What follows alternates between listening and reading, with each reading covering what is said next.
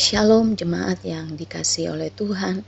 Kembali kita akan merenungkan firman Tuhan dengan tema status kita adalah pernyataan Tuhan. Kata multiplikasi mungkin sering kita dengar, tapi mungkin ada pertanyaan dalam diri kita. Apakah kita bisa mewujudkan itu dalam pelayanan kita? Kata ini mungkin terdengar mustahil diwujudkan di masa-masa sekarang. Tidak sedikit orang lebih memilih bertahan daripada memperjuangkannya. Bapak Ibu Saudara yang terkasih, kita harus percaya bahwa sejak mulanya firman Tuhan sudah mengatakan kepada kita tentang status kita yang sebenar-benarnya sebagai orang percaya.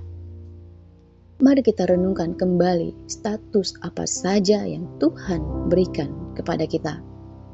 Yang pertama, garam dunia. Matius 5 ayat 13a berkata, "Kamu adalah garam dunia." Sebagai garam tentunya setiap saat dan bagaimanapun situasi sekelilingnya, dia akan tetap memberikan rasa, bukan ketawaran. Tuhanlah yang menetapkan status yang pertama ini kepada setiap kita. Garam akan berfungsi sebagai garam, bukan yang lainnya. Tuhan yang menetapkan kita untuk jadi berkat, untuk jadi penuai, maka itu suatu kebenaran yang sejati. Bagian yang kedua, terang dunia. Matius 5 ayat 16 berkata, "Demikianlah hendaknya terangmu bercahaya di depan orang, supaya mereka melihat perbuatanmu yang baik dan memuliakan Bapamu yang di sorga." Kita adalah terang. Dengan kata lain, kitalah yang akan menerangi kegelapan dunia ini. Di tengah-tengah dunia dikuasai dosa, maka kehadiran kita sebagai orang percaya akan memancarkan kebaikan dan kebenaran kepada banyak orang. Segala yang baik dalam diri kita yang dikaruniakan oleh Tuhan tidak boleh kita sembunyikan, tapi nyatakanlah kepada mereka yang ada di luar sana. Bagian yang ketiga, surat Kristus yang terbuka.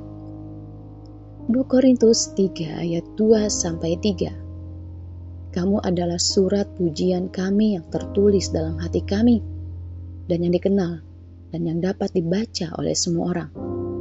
Karena telah ternyata bahwa kamu adalah surat Kristus yang ditulis oleh pelayanan kami.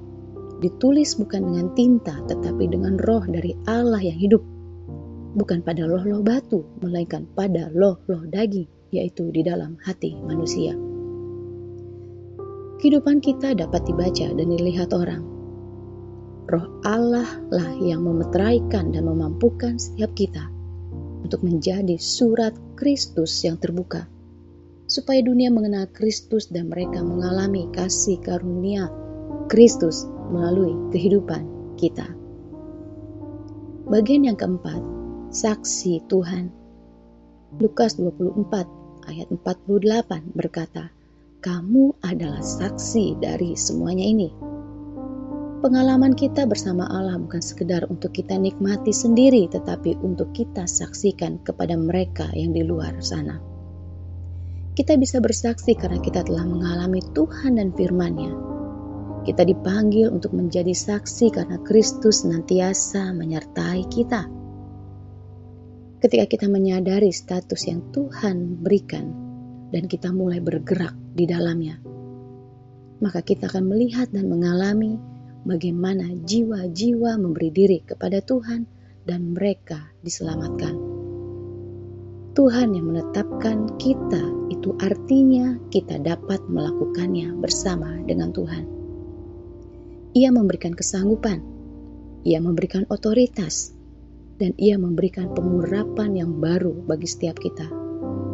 Kita harus percaya multiplikasi pasti terjadi dan nama Yesus semakin dipermuliakan. Amin.